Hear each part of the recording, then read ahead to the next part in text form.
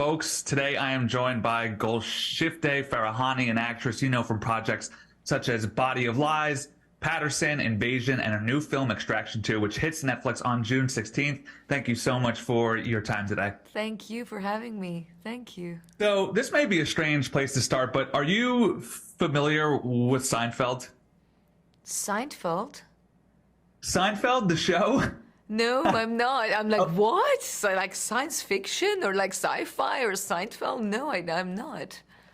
Well, okay, so the point I'm trying to make is the two main characters in that show, where they start out, before we meet them, they're dating, but by the time we meet them, that's done and they're friends. And that reminds me of Tyler and Nick. So I'm curious how you would describe the relationship between those two characters, because the job that you two doing of portraying the unspoken love, whatever form of love that is, I think is incredible. So I would love to hear it from your point of view. Wow, it's incredible that you saw and you felt that, because it's one of the most important things about this character for me, that she's like a female hero, a killer, warrior that is not a love interest, or she's not in love with somebody. And it's funny that you say those two characters were dating before. I'm not sure if these two even dated before. I think there is somewhere that they are connected in grief and pain somewhere back in the days. This is something we also don't know. We cannot imagine, because in Extraction 1, we were actually exploring some kind of like a man and woman sexual attraction between them, but that didn't work out clearly. So they cut it out. It doesn't exist anymore. But it's very interesting that you picked up on it. I think that's why also I love about this character is everything we don't know about her, everything we don't know about her past and her future. But it's absolutely true that she's one of the very rare female characters in the history of cinema as warrior that is not a love interest of somebody, and she's not in love with somebody, but she's ready to die for him. It's like it's such deep bonding and friendship that she is a lover, but not sexualized. It reminds me, if you had a childhood friend who was a boy, or for me, a girl that you grow up with and you're best friends, and then, you know, once like flirting and all that stuff comes into play, but there's this bond that they have. So I was curious if Sam had given you guys perspective of where they started, but I think it's cool to hear that sort of you and Chris are filling that in your own minds. Yeah, it's again funny that you say that, because in Extraction 1 we explored that a little bit. We even explored a kiss. So it was like we did but in all this our it's flirting. much different. Yeah. In this it's much different. I find it to be a much deeper bond here. I mean, he literally risks his life for Nick. And she does too. I mean, at the end she comes to save him. Both of them, they're ready to die for each other. So it's she like, always saves him. She's always saving him. Yeah, she's always there. He always needs saving. And even she loses her only brother for him, that he betrayed her. He lied to her. He didn't tell her the truth. So there is something much deeper even than a family bonding. I think they're rooted in, their connection is rooted in pain and grief. There is something they felt together that they are bonding in that. I'm sure of it. So I had the chance to speak to Sam for a nice long chat as well, and he actually name-checked your fight scene in the cockpit of the train as literally one of his favorite that he's ever done. Those were his exact words, and I don't blame him. It is awesome, as are you, in your primal ferociousness. Really, like I want to get to how you got to that point, but first, how does it feel knowing that someone as experienced as Sam in that field feels that way about your work? And next, what about that scene was the most difficult to perform? My goodness. First of all, I'm very proud, because it's not only Sam, but all our stunt team that they think it's like this fight is one of their top 5 fights they have ever seen or done. So it is something that it makes me really proud, and I wanted to do everything myself. At the same time, they brought it in for weather cover. Basically, they brought it forward. We're supposed to do this fight in 2 weeks, and then they brought it forward. So I had to learn the choreography in like intensive 2 days. It was a lot of pressure. But at the end of that shooting day, it was like champagne. Everyone were like celebrating and hugging each other as if like we achieved something incredible. And the stunt doubles, they were all ready. They didn't do anything. They were just standing there waiting. And I managed to do everything. It was exhausting. We started at 8, we finished at like 6 p.m. as if like you're running a football field for 8 hours non-stop, because we don't even have lunch breaks. So I'm proud of it. I love that scene. And we trained for 2 months before the shooting like athletes for that. And then of course you learn the choreography of all the rest. That fight was and we started with that as if like Nick got initiated in that fight. And then the rest of the movie, I was really confident about everything else. And this was about the fight. You had another question about Sam. Oh, yes, ma'am. It was so I'm aware that because it's in such a tight space, that's what makes it hard. Yeah. But I want you to dive in a bit more. What specifically made that hard versus the other fight scenes that you had to do? Which I will get to in a bit, are also 2-on-1, it seems like. Yes, and also I think it's a feminine fight because it's round. If you look at all the movements, they are a lot of turning around. The movements are so, she's fighting with a knife mostly with these two men. And if you look at it, it's like a rotation and a dance of her between these two men in this small space, and she's just going for them and they're going for her. At the same time, it's like a bit Asian. It's an Asian fight. It's like a samurai, I would say. She is that delicacy of that ruthless. She's ruthless, she's brutal, but there is some delicate movements in there that she's doing to fight these two men. And that's what I love about her, is that she is a villain as bad as the others, ruthless, but she's still a woman. She fights like a woman. She remains a woman. She's awful, like she's a pirate. But you have that femininity in that fight that I love very much. It's really her individuality and cleanness. She's very clean. She kills them very clean somehow, I would say. So I don't have this in my notes, and rarely do I go off course, but you just said something that caught my ear. You don't morally agree with Nick, and hearing that, how does that impact the way that you perform her? Because you just said she's terrible. She's a pirate. Well, I've never thought about those things. These people, they're ruthless killers. She's a gun dealer. She is living in that gray zone. And that's what I love about her. Maybe I'm not her. I don't agree with what she does in this world, but she's one of those characters that she's in the gray zone. She's a pirate. She does very morally wrong things. She kills many people, and she's dealing with guns and everything, and she has an empire. God knows what is behind it. Like, God knows what mafia story she's living. At the same time, she's an incredible character that you want to know much more about her and where she's coming from. And just because I love this scene so much, and I can't pretend like I've seen all your work, but between the combination of the knife rips and your eyes when you get stabbed, is this the most physically and mentally intense scene you've ever performed? And whether it is or is not, how do you G yourself up to get there? Well, physically, for sure, it was the most. I mean, I had to change my underclothing 3 times that day because it was soaked wet. I was bruised from like my shoulders down. I was blue, like all my body. Wow. I was exhausted. Anyways, at the end of that day and the end of the shooting in general, but also, yes, emotionally and mentally, because when the body is pushed to some very far limits, you need to be mentally prepared for that. Because, like I always say, like monks sitting underneath a frozen waterfall, you are putting your body in a situation where you're pushing your body very, very far. So you need to be mentally prepared for that. And yes, this scene was really, really difficult because it was a combination of emotions and body. And of course, when you're so concentrated on your body, you might forget that you're also acting. So in that moment that you say about my eyes opening, this was purely Sam Hargrave that told me, instead of frowning, instead of closing your face, open it up.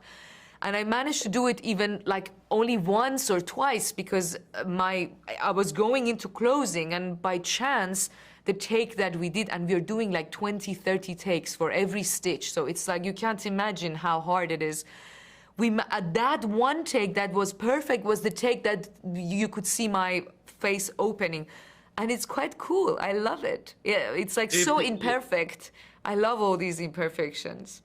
If you want to talk about ways that Nick defies general conventions in these type of films, that's absolutely one. That might be one of the most stark faces of pain I've ever seen a female character portray in these type of films. When I close my eyes and think about this film, that's one of the first things that's burned in my brain. So that all your hard work in that scene paid off. It's a showstopper, as you could tell, because I just spent half my time talking about it. Thank you. I'm curious, when Sam told you that Nick was going to get a expanded role, which I think not only worked in terms of her fight scenes, but you are also given more of a emotional weight in this film too. You go from supporting character to female lead. So I'm curious how Sam told you, what your reaction was, and how you guys worked on building out the character together. You know, it's funny, in American projects, we say nobody tell you anything.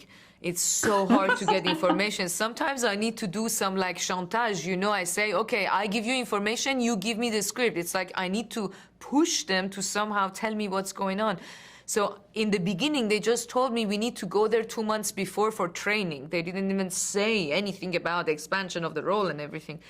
But again, I must say, Netflix is much better than other platforms because they are sharing much more because they have been in this business for longer time. So I didn't know. And then, of course, when I read it, I was very happy. And then, of course, they changed the script. Everything is keep changing. But at the end, the result, she's there. She's down on the field, I think, because there was a lot of interest about her in the first one. And her character, where is she from? What is this relation? And at the end, we managed to bring them down on this field. And you see that there's something that people love because there's something that people ask questions. They want to know more about. They ask questions about what is going to be their future, what was their past. It is something also you get to know more about Tyler, because if you want to know more about Tyler, you also want to know his relation with Nick and where does it start, how did they meet. It's like it's a story of its own. So yeah, I'm very happy they put it in and they kept it and it worked out, because you know in these kind of projects they can just cut everything out at one like a coup de tête and you can't do anything about it. You know, I've done so many movies like that, and in this one I would say the chemistry won. They didn't cut it out, they kept most of it, and I'm very, very happy about it, that they understood that it's important, the chemistry of these two characters. I'm very happy about it. Yeah, I will say that the making Tyler Rake feel more real, whether that be the stuff with Nick or the stuff with his kid or his ex-wife and so on, really just adds a weight to this film where now it's just some brute not just stabbing his way through like villains. You actually understand who this guy was and who he hopes to be and stuff like that. I loved the first one, but this one I feel is bigger and better in every sense of the word. Awesome. I have a bit more time here, so I actually want to swing over to Body of Lies. This is one of your first American-based roles, I think. And as luck would have it, you got to work with Leo and Russell and Ridley. What was that like working with those legends, especially at such an early stage of your career? And is there anything that one of them taught you that still sticks with you to this day? Well, it was one of the really winking of the gods, I would say. It's only when it's coming to me, it's always exaggerated. Like the first project out of Iran, it's not like a small thing. It needs to be with Ridley Scott and Russell Crowe and Leonardo DiCaprio. It's like always like exaggerated. And of course that project... Just getting tossed right into the deep end. Yeah, exactly. Just go for it. And of course, that project really divided my life into two because it led to my exile. It's like it was more than only a movie. It was something that, it was that little push to the train, that the train went completely the other direction. And I would say working with Leo and Ridley, it was incredible because I was coming from the independent cinema of Iran, and I was already like, I was 24 years old. I was already like a star in Iran. But you know, the most thing that I never forget is the scene that it's not in the movie, it's in the deleted scenes, that I had to touch him. And the funny thing is, me and Leo behind the scenes, we were buddies, we were friends, we were going jet skiing, we were like hugging each other. But the funny thing is, in front of the camera, I couldn't touch him. I was so stuck and trauma. I mean, I was so conditioned because I was coming from Iran that you don't touch anybody in front of the camera. And I remember Wow. that day when I was sitting there, we were buddies. Like, we were like buddies, literally. When they wanted to shoot, I couldn't even imagine touching his neck and finding this piece of bone. So they had to stop for half an hour. Ridley came, and then Leo really said, okay, it's okay. Just put your hand behind my neck. Now go lower down. It's not even a kissing scene. It's like just I know. touching him for me was so not possible. So I would say he taught me how to touch a man in front of the camera. It was something that, yeah, him and Ridley, they made me comfortable to be able to do that. And of course, Right. and of course, one thing that also I learned a lot from Ridley was always saying that you need to do comedies because that is your ace. You need to be in comedies, and because he was finding me quite funny. And the fact that he brought a lot of humor into that tragedy and drama that I was bringing, because I was always tapping into the ocean of drama where he wanted my clown and he was thinking that the clown is the good thing in me. And it was something that I always remember, that I always stand on humor rather than, because I have an ocean of drama in me, but Ridley encouraged that humor in me, I would say. That's an amazing story. Thank you so much for that. I've got to start to wind down here. I'm going to shift to a role that's completely different from that, and that is in Paterson. That is where I'm from. So thank you for portraying our neck of the woods so well. I'm just curious if you have any particular stories from your time filming in that part of the world that you would like to share. I literally grew up right around from where that takes place. Well, I would say one of the most incredible things about Paterson, and also it's a common point with this one, is the way Jim Jarmusch came to propose this role to me out of the blue. Like for Extraction, it was a pure proposition coming out of the blue, and Jim Jarmusch is my, like my idol since I was 12 years old with Coffee and Cigarettes. So when I got this phone call, I couldn't believe this is happening. It was one of those exaggerated gifts of life to me. And of course, going to this project, working with him, it's like, it was really tapping into this spiritual meditation, because it's all about this pure, banal poetry of life. This, like, making this banality poetic.